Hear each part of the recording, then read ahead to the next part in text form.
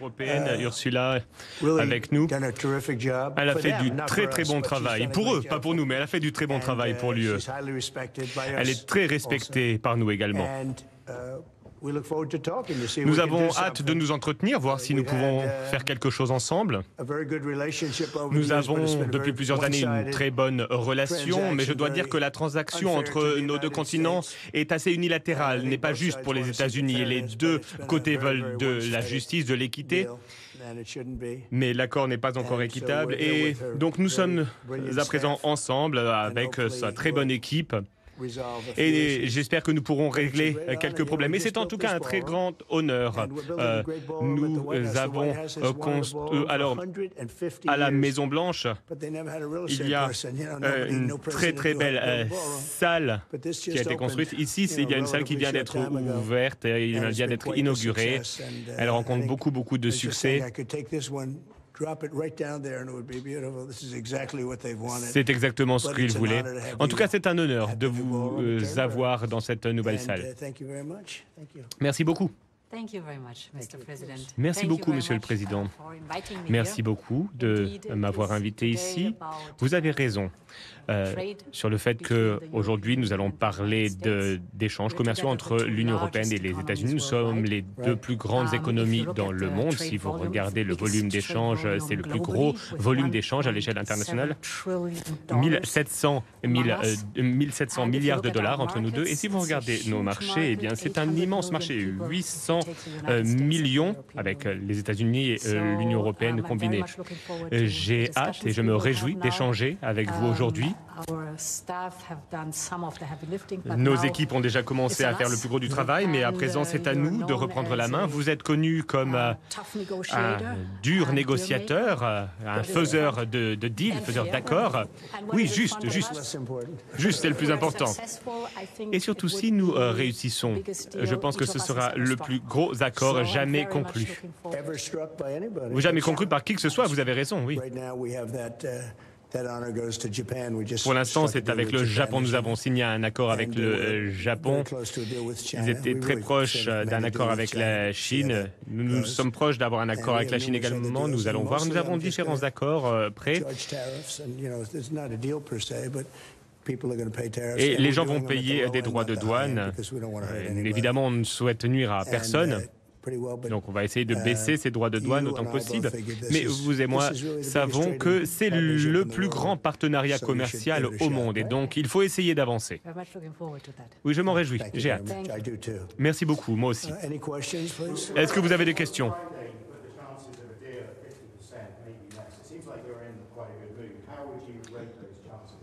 Vous semblez être de bonne humeur. Est-ce que vous pensez que l'accord va aboutir? Oh non, je ne suis pas de bonne humeur. La probabilité, je dirais... Oui, bon, Ursula l'a dit, je dirais 50-50. Une chance sur deux de conclure un accord. J'aimerais conclure un accord, je pense que ce serait bon pour nos deux continents. Oui, je dirais 50-50.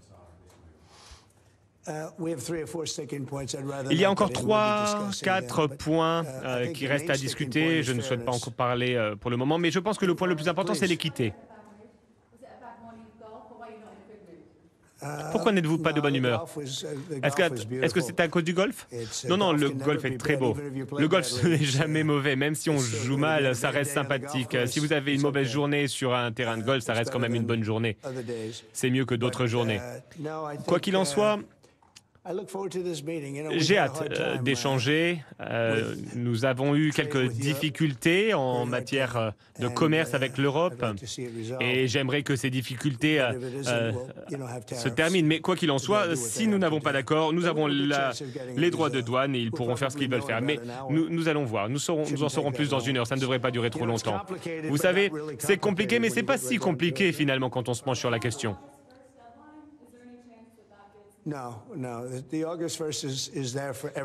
La date butoir du 1er août est là pour tout le monde.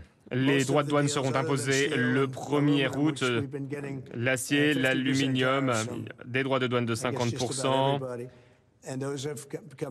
Ce sont des droits de douane qui entrent en vigueur le 1er août. Vous savez, nous avons déjà gagné des centaines de milliards de dollars grâce à ces droits de douane sur l'acier et l'aluminium. Vous avez vu les chiffres. Nous avons gagné beaucoup d'argent ces derniers mois grâce à cela. Ça arrive très rapidement, ce qui est juste. Nous avons beaucoup d'aciéries qui sont en train d'être construites, beaucoup d'usines de construction automobile qui sont construites dans le pays également, beaucoup d'usines à IA également qui sont construites dans le pays parce que les entreprises ne veulent pas payer de droits de douane. Pour ne pas payer de droits de douane, il faut construire aux États-Unis.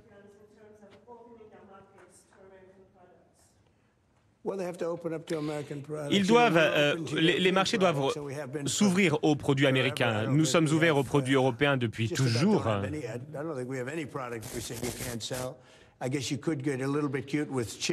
Bon, il pourrait y avoir des puces électroniques qu'on pourrait vendre, mais c'est une catégorie différente. L'Europe et les États-Unis sont très proches. Nous ne vendons pas de voitures en Europe, par exemple. Nous ne vendons pas de produits agricoles. Ils veulent acheter leurs propres produits. Ils veulent avoir leur propre industrie automobile. Voilà, tout le monde le sait déjà. Hein, je n'invente rien. La situation est difficile. Si on veut vendre des voitures en Europe, on ne peut pas le faire. Et comme vous le savez, les Européens vendent des millions et des millions de voitures, des Mercedes, des BMW, beaucoup de Volkswagen également. Beaucoup de voitures différentes et des millions de voitures. J'imagine que c'est encore plus que le Japon. Le Japon vend également beaucoup de voitures. Mais l'accord avec le Japon fonctionne très bien. J'imagine qu'ils en profitent également. Et c'est ce qu'on veut faire, en tout cas. On veut que tout le monde soit content.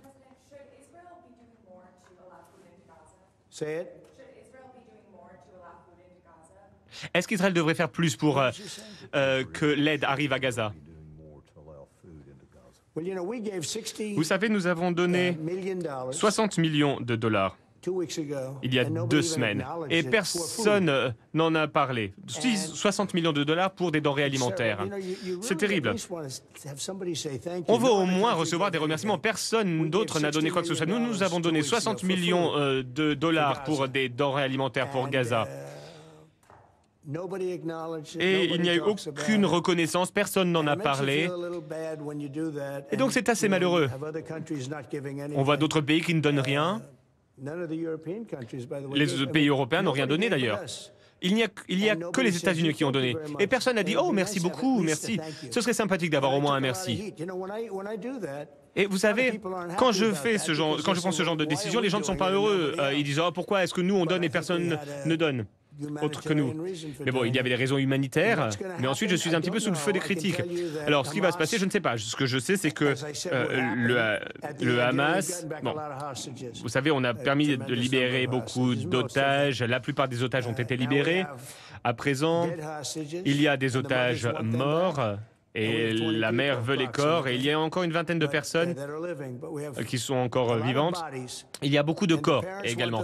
Et les parents veulent récupérer les corps, comme autant qu'ils voudraient récupérer le corps de leur enfant vivant.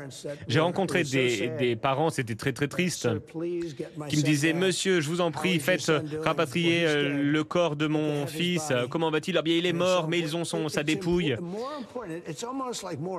C'est encore plus important. En tout cas, c'est aussi important de récupérer la dépouille que l'enfant vivant. Vraiment, ces personnes étaient dévastées. Mais au bout d'un moment, on ne va pas pouvoir avoir un accord avec le Hamas parce que une fois qu'ils ont libéré toutes les personnes, ils n'ont plus de marge de manœuvre. J'ai discuté il n'y a pas longtemps avec une personne et ils ont dit « Ah, le Hamas ne veut plus libérer qui que ce soit et il va falloir qu'Israël prenne une décision. » Moi, je sais ce que je ferai, mais je ne pense pas que je puisse, je ne pense pas pouvoir le dire aujourd'hui. Mais en tout cas, Israël va devoir prendre une décision.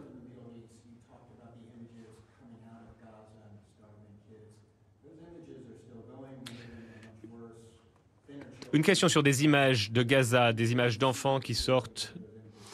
Vous savez, je vois ces images d'enfants depuis quelques semaines. On voit des gens qui volent des denrées alimentaires, de l'argent qui servait à acheter des denrées alimentaires. Ils volent des armes à feu, ils volent tout. Cette région est vraiment dans le chaos total. La bande de Gaza a été donnée il y a plusieurs années pour qu'il puisse y avoir la paix. Mais ça n'a pas vraiment bien fonctionné.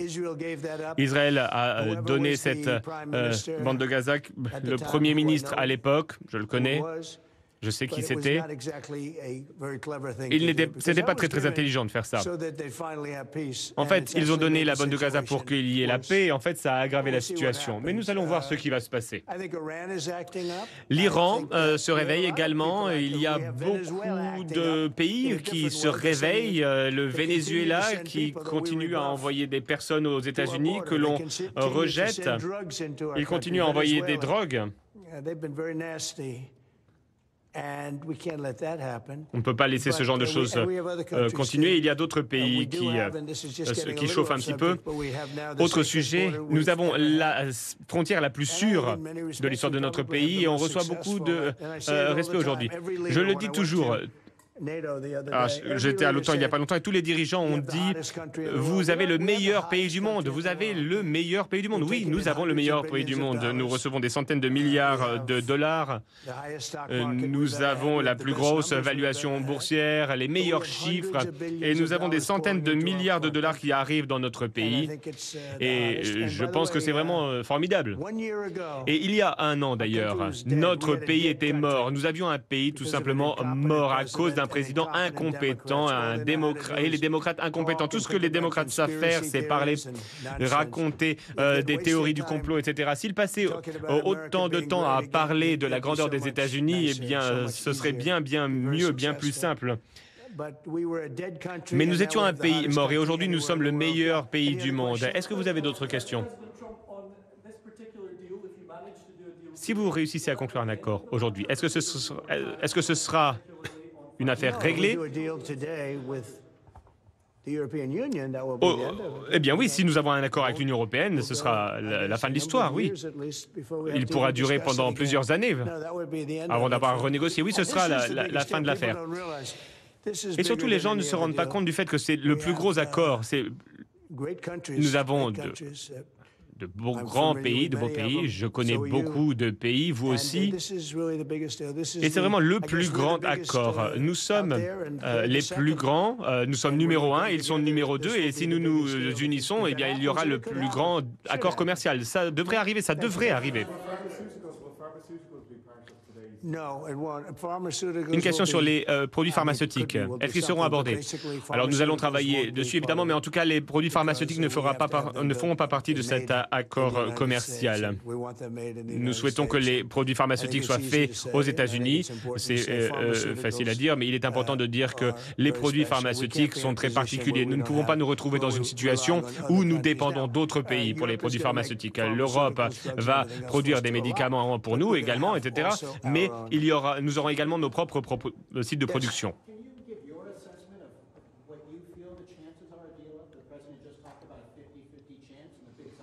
On a entendu parler d'une 50% de chance de voir cet accord aboutir. Qu'en pensez-vous? Le président a raison. Il y a une chance sur deux de réussir à conclure cet accord. Et oui, toutes ces questions d'équilibre. Il faut rééquilibrer. Vous pouvez parler d'équité, de justice, de rééquilibrage.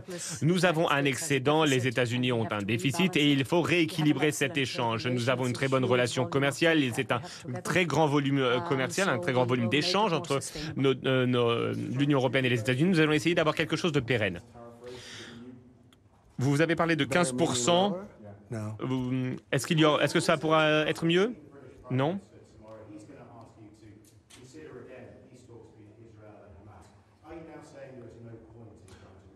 Une nouvelle question sur Israël et Hamas.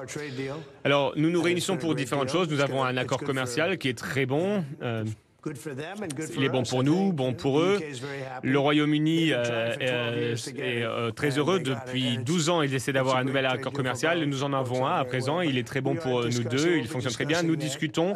Je pense que nous allons beaucoup parler avec le Royaume-Uni. Nous allons parler d'Israël. Ils sont très impliqués dans la région. Ils souhaitent que les choses avancent. Keir Starmer fait du très bon travail d'ailleurs. Avez-vous parlé avec Benjamin Netanyahou ce week-end concernant l'aide? Oui, je me suis entretenu avec lui. Nous avons abordé différents sujets. Nous avons parlé de l'Iran. L'Iran s'est très mal comporté. Ils ont eu des paroles très malheureuses. Ils se sont vraiment bien fait bombarder. Ils ne se rendent même pas compte. Mais il y a beaucoup de fausses informations qui circulent. Quoi qu'il en soit, Concernant l'Iran, je dois dire que l'Iran a été bien bombardé, à juste titre d'ailleurs. Et on ne peut pas laisser l'Iran développer une bombe atomique, mais il continue à parler d'enrichissement. Qui fait ça?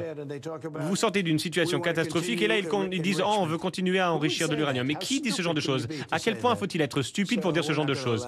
Donc nous n'allons pas laisser ce genre de choses se faire. Nous n'allons pas leur permettre d'avancer comme cela.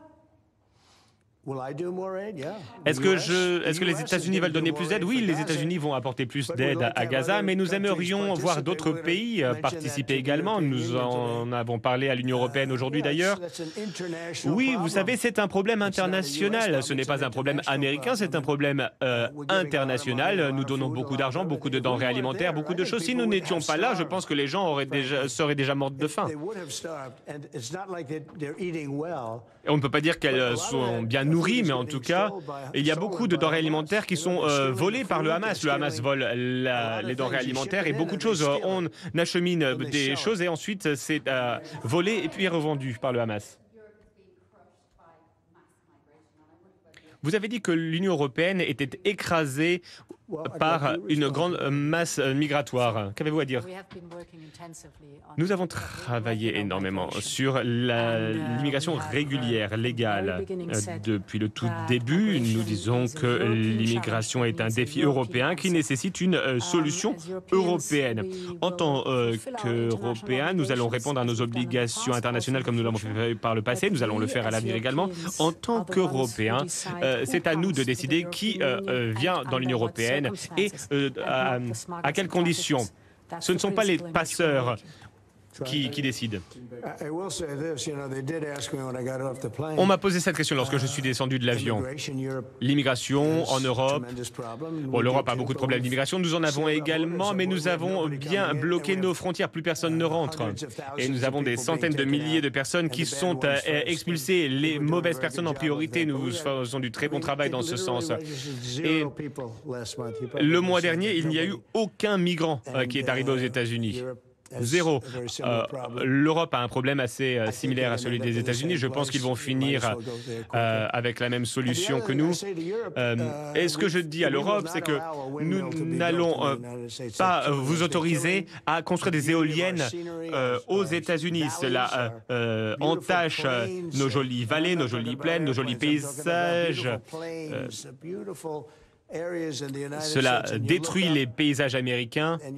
Vous regardez des éoliennes un petit peu partout, ça coûte très très cher comme énergie, ce n'est pas bon, les éoliennes sont produites en Chine, la plupart. Comme en 8 ans, ils sont rouillés, on ne peut plus on ne peut pas les enterrer, on ne peut pas enterrer les pales, on ne peut pas enterrer les différents composants parce qu'il y a certaines fibres qui ne doivent pas être enterrées, qui ne sont pas bonnes pour l'environnement. Les fibres ne sont pas respectueuses de l'environnement. Donc vraiment, les éoliennes, c'est une arnaque. Ça coûte très très cher. On a vu l'Allemagne essayer et ça ne fonctionne pas. Il faut des subventions. Et l'énergie n'a pas besoin de subventions. L'énergie, ça permet de gagner de l'argent. Mais le plus important, c'est que ça détruit les paysages, ça tue les oiseaux, ça fait du bruit. Il y a certains lieux, dans le Massachusetts par exemple, où depuis 20 ans, il y a quelques baleines qui se sont échouées, mais depuis, il y en a eu 18 plus récemment, parce que les éoliennes rendent les baleines folles. Les éoliennes ne viendront pas aux États-Unis, ce n'est pas possible. C'est une énergie qui coûte cher. Aujourd'hui, je suis à Turnberry, c'est mon terrain de golf le plus beau du monde. Et je regardais vers l'horizon et j'ai vu 9 éoliennes. Juste au bout du 18e trou. Je me suis dit, mais quelle honte! Vous avez la même chose un petit peu partout, en Europe en particulier. Vous avez des éoliennes un petit peu partout. Il y a certains pays qui ont interdit les éoliennes. Mais vraiment, ces éoliennes sont destructrices, elles sont très mauvaises pour l'environnement. C'est vraiment l'inverse de ce qu'on pense, parce que les écolos ne sont pas vraiment des écolos, ce sont des agents politiques. Des escrocs politiques même, ce sont des personnes qui souhaitent vraiment nuire à leur propre pays. Mais vous voyez ces très beaux paysages un petit peu partout, dans le monde entier. Il y a beaucoup de pays qui sont très intelligents et qui interdisent les éoliennes. Donc c'est vraiment la pire forme d'énergie, la pire source d'énergie, les éoliennes. Les éoliennes ne seront pas autorisées aux États-Unis.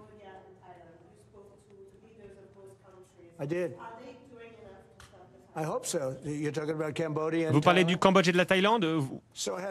Oui, je me suis entretenu avec les deux dirigeants. Nous avons beaucoup d'échanges commerciaux avec la Thaïlande et avec le Cambodge. Et j'apprends qu'ils sont en train de s'entretuer. Ils se battent, ils sont en guerre. Et je me suis dit, oh, ça va être facile à régler parce que j'ai déjà réglé le problème entre la Serbie, le Kosovo, l'Inde, le Pakistan. Bon, vous connaissez ces histoires. Le Congo également. Il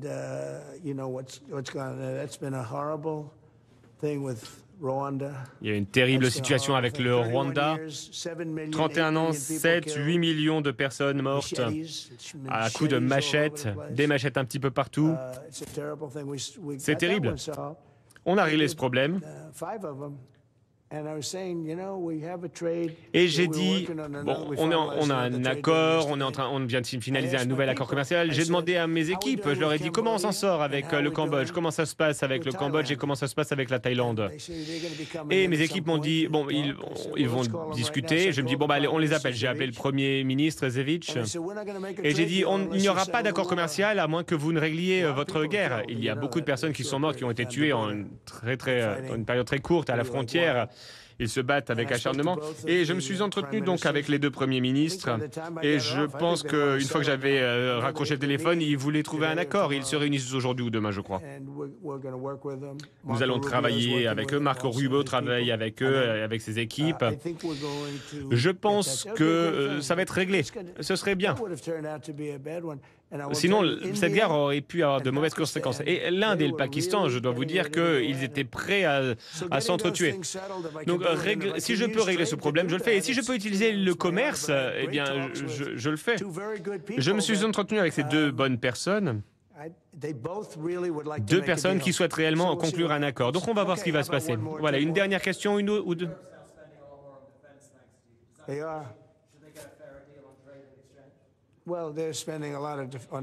Ils dépensent beaucoup pour la défense, mais on dépense encore plus.